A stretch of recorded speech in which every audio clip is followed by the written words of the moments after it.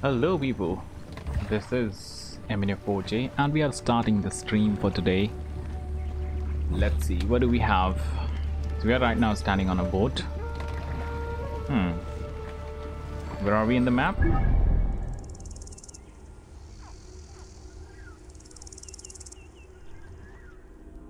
Somewhere in Canopus Nome, next to Alexandria. Okay. Let's find out. So we are learning about the lifestyle of Egypt, and this tour will tell us about the ancient Egyptian civilization. What is it about? Learn about the ancient Egyptian agricultural techniques.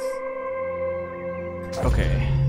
Welcome to ancient Egyptian cultivation. Wow, look at the sunlight. It is so bright, kind of sharp sunlight, like after rain. Less skylight and more direct sunlight. Interesting. Let's continue. Now we can see some pulley system here, lever system to pick up water from the river for the farms. The farms are a bit higher. Let's learn about it. Let's not try to. Okay. The new grain types of the Ptolemaic period required a great deal of water. Farmers needed to ensure they had effective, consistent irrigation. The Nile's rising and receding waters naturally irrigated most of the crops. Areas where the Nile didn't reach, such as gardens and vegetable plots, required an irrigation tool known as the shadoof. Shadoof. The shadoof allowed easy transport of water from its source. It consisted of a tall wooden frame with a long pivoting pole and suspended bucket. The system could be raised and lowered with little effort. Okay. This thing, it's hanging on here. It is working like a lever, and this is being used to pick up water. So yeah, this is a simple lever, simple machine. Okay, interesting. Let's continue. So we are learning about agriculture, and the shadoof they are talking about, it is still used in India. Just letting you know, guys, it is still used in India. Later, a sakya, or water wheel, was invented.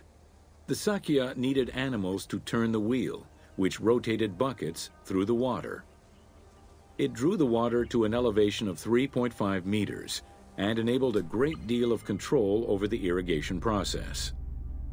This improvement supplied larger areas and thus resulted in larger harvests. Are you kidding me? They are saying that this was a picture taken in 20th century. Not exactly 20th century, yeah.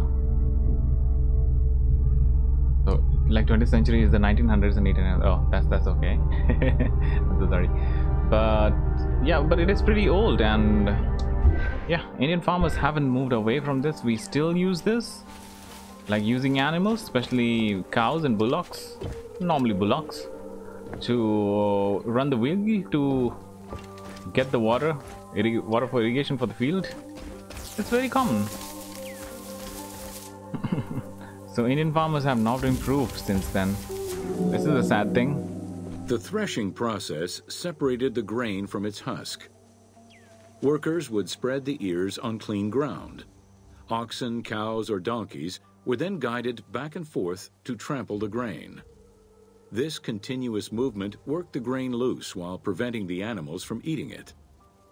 Unwanted chaff and straw were swept away, or gathered and added to the mud used to make bricks, to make them stronger.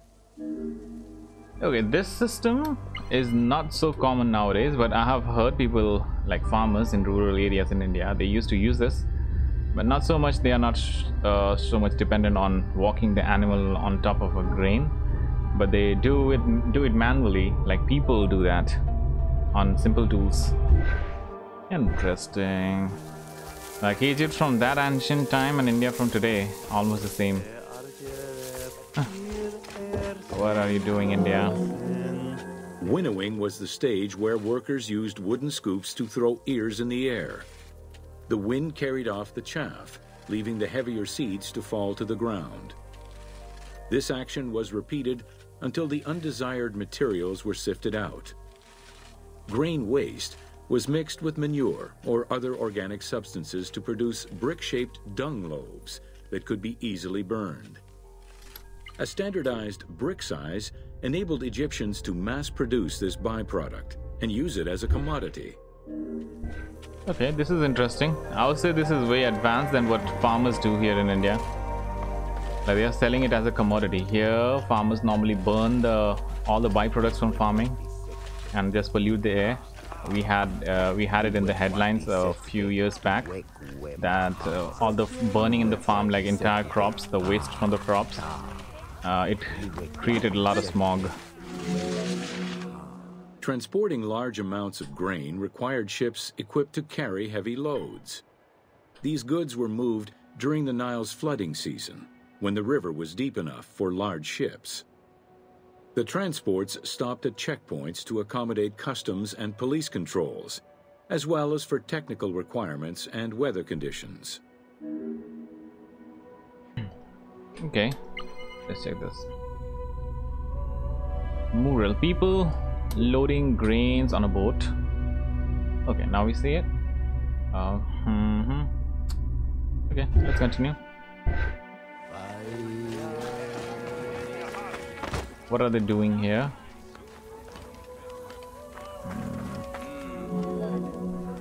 Having reached Alexandria's inner harbor, the wheat was unloaded under the supervision of a civil servant in charge of wheat management. Portions were distributed to Alexandria's city market, and the remaining stockpile was either exported or stored in warehouses. The wheat are being carried in pots. This is an interesting way to do it. Like they didn't have plastic, and in India people use jute bags, but here they are using earthen pots. I'm not so sure if they didn't. I think they didn't have jute back at that time. Okay, or maybe in Egypt, because jute is pretty old here in India. Grain storage facilities were located across all of Egypt. Temples and institutions had large silos, while individual houses had storage sheds. In some houses, arched cellars were built into the foundations. These watertight chambers were accessible from the ground floor through a trapdoor. Royal granaries acted as the storehouse and distribution centers and managed state payments to civil servants, soldiers, and the police. Though plastered on the inside, silos weren't completely sealed and so remained susceptible to mice infestations. Okay. No. We heard that. Come on, narrator. How do you stop this? Egypt. Temples and institutions Just initiate the next had one. large silos. When the grain was ready for processing, it was poured into bowls and pounded into a coarse flour. Okay. That flour was then passed through a sieve to make it of finer quality and further ground between stones. Ancient Egyptians did not stock flour. Instead, fresh grain was portioned out each time to produce flour as it was needed. Wow, that would be a really hard work, like for the people who are making flour every day. Interesting. The sieves used by ancient Egyptians were unable to filter out sand and stones. Grit often passed into the flour, causing long-term tooth abrasions among all classes of Egyptians. That is a very bad idea. So, let's continue. So this was done. So Egyptian had really bad teeth, and they made flour every day. That would be so hard. Interesting. Like even in India, in rural places, they make flour for at least a month or two. In the cities, you obviously buy it from the supermarket, but in the villages, they still make their own flour. So, okay, let's jump to the next one then. Go to the passport. What do we have? Daily life of Egypt. Now we are seeing domesticated animals of ancient Egypt. Yes. So what would they be? Like bullocks, cats, maybe we will learn about cats, and some dogs too, because they believe in Anubis. So let's start this tutorial. Welcome to Domesticated animals of ancient Egypt. Okay. We see a donkey. Agriculture and domesticated livestock were introduced 6,000 years ago. Archaeologists have found traces of cattle, donkeys, pigs, and dogs. What about cats? Dromedary are thought to have been introduced during the Persian invasion. So no cats? That is interesting. We have a kite flying up here. Interesting, they had kite. So they had the idea of flight. Maybe somebody tried to fly at the time. You never know. Okay, yeah, let's continue. It would be fun if we could take the donkey for the ride. Pets were deeply cherished in ancient Egypt. Many illustrations of children often include a pet in the depiction. Okay. That's it? What is this? Not so sure. Maybe a cat, but kind of different looking. Interesting. Oh, this is a cat figurine. It's written on the top. Cat figurine, New Kingdom. A photo, the British Museum, London. Okay. So we have cat, and this was a toy because it has ropes and things like that, and maybe these joints moved. Not so sure. Is it for like mass producing? Maybe someone is making feet and they are joining it again all together, or maybe they moved. It could be. Okay, let's continue. What do we have? The next checkpoint is a little far away. Let's call our horse. Horsey, come on. Let's go.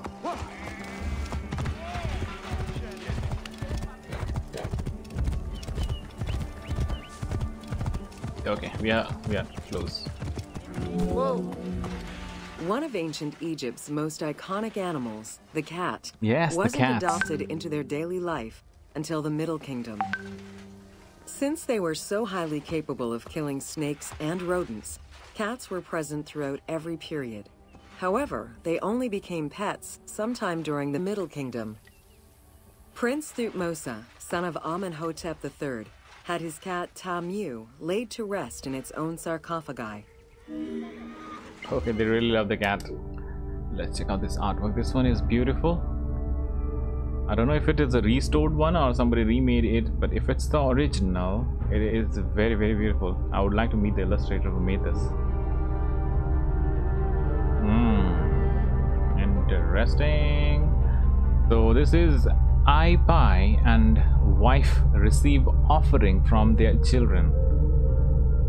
Okay, this is the restored one, substantially restored, 19th dynasty, Metropolitan Museum of Art.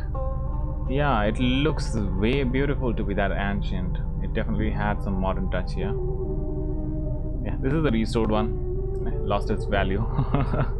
Let's go back. Okay, so cats are pets, and also in a very, very special category. So let's go around. Here.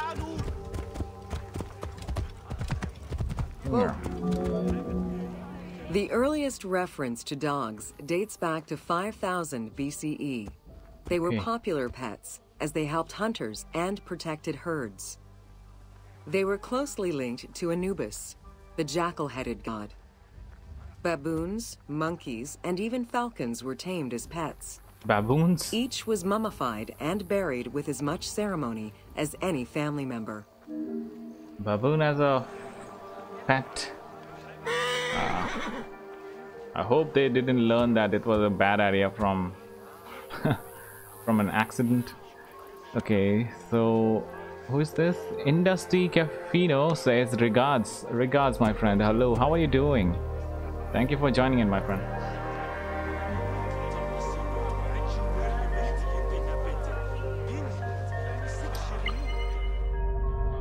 This is a mechanical dog. Does it move? Why is it called a mechanical dog? 18th Dynasty Metropolitan Museum of Art in New York. The name suggests that it moves, but I'm not so sure. Let's continue. Just continue. Nothing to. We don't want to scare anyone. What? This tour is done? No, we wanted more. Come on. Okay, we'll have to jump to the next one then. Let's go to passport, daily life, and ancient Egyptian medicine. Yes, we want to learn about medicine.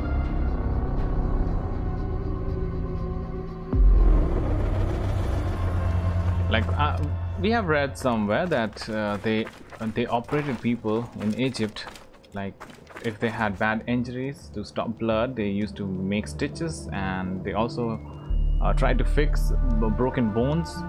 So maybe we'll learn more about that here with some references. It would be interesting. So ancient Egyptian medicine, I learn about the balance of science and magic. That was ancient Egyptian medicine. Now with the science and magic, today there was a news article in one of the Indian newspapers. You can possibly search it on Google News, okay? And it was very interesting. Like a doctor let a magician enter an ICU and treat a patient, and sadly the patient has died due to organ failure. And I don't know what is going to happen with the doctor. Like, how can he allow a magician in an ICU to treat a patient? There could be a very different story there, like maybe the patient requested for the magician. But yeah, this will be a big news for now, and a lot of trouble for that doctor. So India is very much like Egypt, nah? As I'm saying, the balance of science and magic, it is not going to work, because magic is trick, not science. Is it? Magic is science too. Ah, it's confusing. Let's leave it to the smart people. We don't know that much. Okay, let's initiate this door. Start this door. Welcome to ancient Egyptian medicine. Yes. Evidence of advanced medical procedures have been found on mummies, and ancient Egyptians left detailed medical writings from diagnosis to follow-up treatment. One of the oldest known surgical studies is the Edwin Smith Papyrus. It's one of the first documents in history that notes an association between the integrity of the brain and cognitive functions, including cases of ocular complications and paralysis following head trauma. Vinegar-treated marble stone from Memphis was used as an anesthetic. Okay, so they knew pretty much a lot about, kind of very much connected to the modern medicines. So let's learn more about it. What else do we have? Do we have anything interesting here? A lit lamp for what? Are they taking out bullet or something?